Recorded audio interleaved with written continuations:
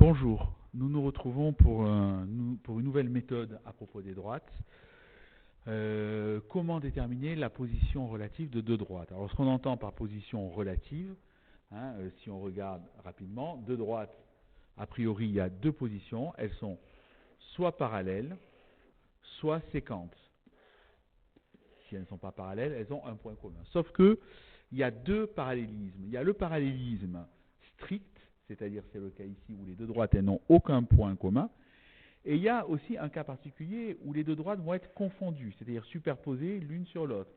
Dans ce cas, elles sont parallèles, en ce sens qu'elles ont la même direction parallèle, même vecteur collinéaire, mais elles sont confondues. Elles ont une infinité de points communs. Donc il va falloir apprendre à faire la différence entre ces deux cas. Voilà, donc vous allez compléter l'exemple de cours, donc tout ce qui est écrit en rouge, je vais l'expliquer. N'hésitez pas à mettre la vidéo sur pause.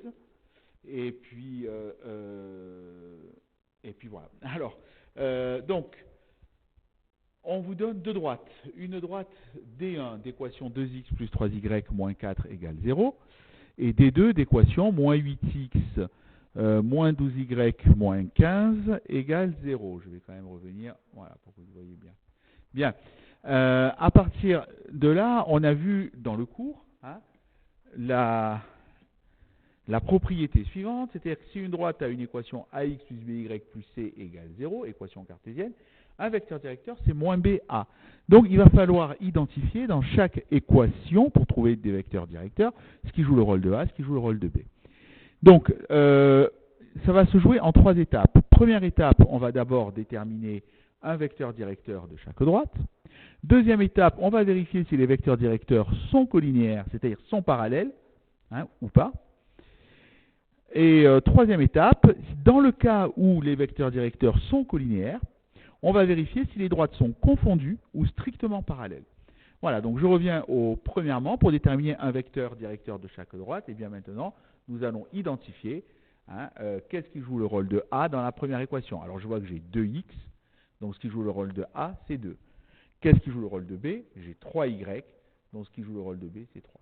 Donc du coup, le vecteur directeur moins BA, alors moins B, ça va être l'opposé de 3, puisque B c'est 3, donc moins 3.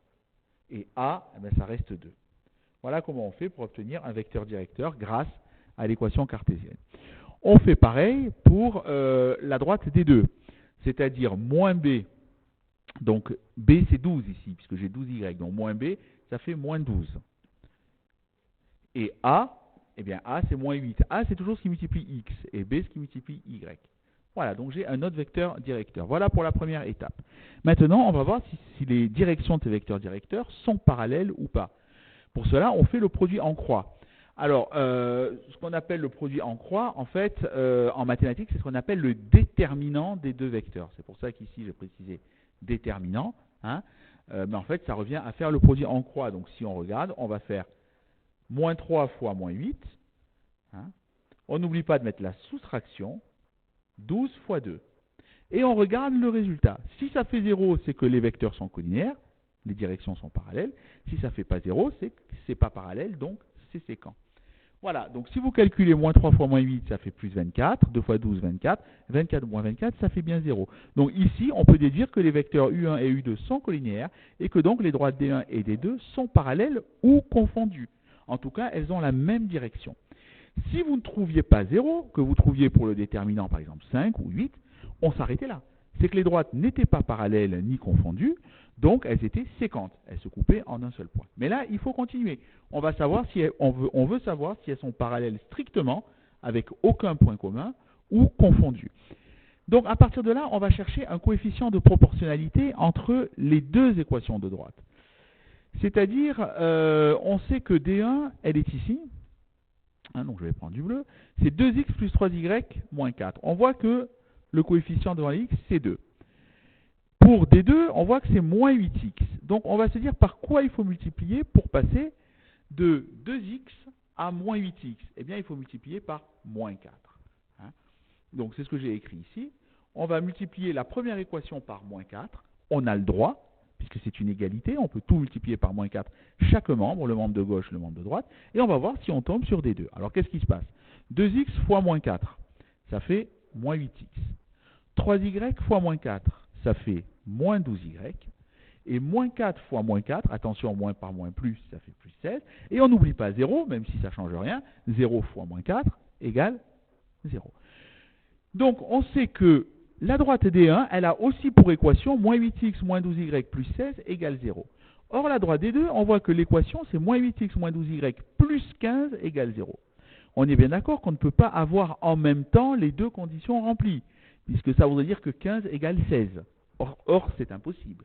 À partir de là, on peut déduire que les deux droites n'ont aucun point commun, D1, D2. S'il y a un point qui est sur D1, il vérifie cette équation, il ne peut pas aussi vérifier avec plus 15. Voilà.